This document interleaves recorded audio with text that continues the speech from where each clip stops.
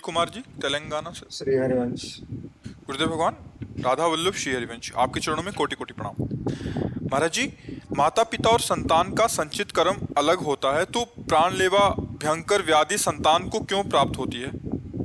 दोनों का संयोग कर्म का मिलता है। पूरे परिवार का भी संयोग हो सकता है, जैसे माता पिता और पुत्र, तीनों के कर्म का संयोग होता है।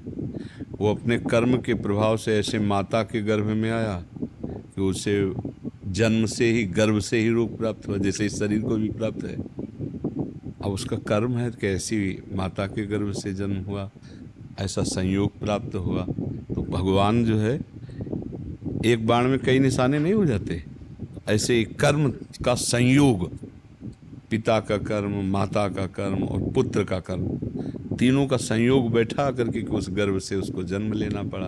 अच्छा, उसी गर्भ से और भी संतानें उत्पन्न हुई, तो सबको वो रोग नहीं है। ऐसा भी नहीं है कि सबको हो रोग। उनमें से कई संतानें ऐसी जो पूर्ण स्वस्थ हैं, उनमें कोई रोग नहीं है। इस प्रकार का कोई रोग नहीं, किंचन मात्र भी नहीं। तो इसका मतलब कर्म संयोग, उस माँ का और उस पुत्र का कर्म संयोग बैठा। उस माँ में वही रोग है और दूसरे पुत्रों में नहीं है, उनका कर्म नहीं है भोग का। इसमें कर्म भोग उनका भी, माता और पुत्र दोनों का संयोग बैठता है तभी होता है। नहीं तो देखो, जैसे इस शरीर के और भाई हैं, उनको नहीं है, और इस शरीर को है। वो माता के गर्भ से ही पॉलिसिस्ट किडनी रोग कहते हैं ना, वो गर्भ से ही है। वो 35 वर्ष की अवस्था हुई तब इस शरीर को ज्ञात हुआ कि इसकी दोनों किडनी खराब हो चुकी हैं, नष्ट होने वाली हैं। ऐसा कर्म संयोग होता है ना। और उसी गर्भ से और भी संतानें हैं, उनको कोई रोग नहीं, कोई परेशानी नहीं। तो जिसका जहाँ कर्म संयोग बनता है, वैसे ही कर्म संयोग से माता पिता ऐसे मिलते हैं, वैसे सब संयोग बनता है। मान लो अगर ऐसे तपस्वी और भजनानंदी माता पिता ना होते, तो हमारे अंदर भजन और तपस्या के संस्कार ही ना आते। तो शुभ संस्कार ये हुआ और अशुभ संस्कार ये हुआ कि ऐसी माँ के गर्भ से वो वंशानुगत रोग इस शरीर में भी आ गया। तो शुभ और अशुभ कर्मों का संयोग से ही वैसे ही माता पिता चयन किए जाते हैं, वैसे ही सारा संयोग बनता है। बस भगवान का भजन करे और इस बार सारे शुभ अशुभ को मिटा दे, यही खास बात है। उसकी जानकारी से कोई लाभ नहीं मिलने वाला। जानकारी ये करे कि अब मैं मिटाऊं कैसे उसको, तो उसका उपाय है भगवान का भजन। भगवान के भजन के निरंतर चिंतन के प्रभाव से हम संचित कर्मों को भस्म कर देते हैं, क्रियमाण को निष्प्रभावित कर देते हैं और प्रारब्ध को भोगने की सामर्थ्य आ जाती है। प्रारब्ध को हंस के भोग लेते हैं। कल वो एक डॉक्टर आए थे, तो दिल्ली से आए थे अपनी मशीन लेके। उन्होंने चेक किया, उनका वो क्या कहते, पावर बिल, तो क्या है ऐसे कुछ, बिल पावर क्या है, हाँ ऐसे कुछ अंग्रेजी में बोल रहे। कहे तो हमारे अंदर नहीं है जो आपके अंदर है।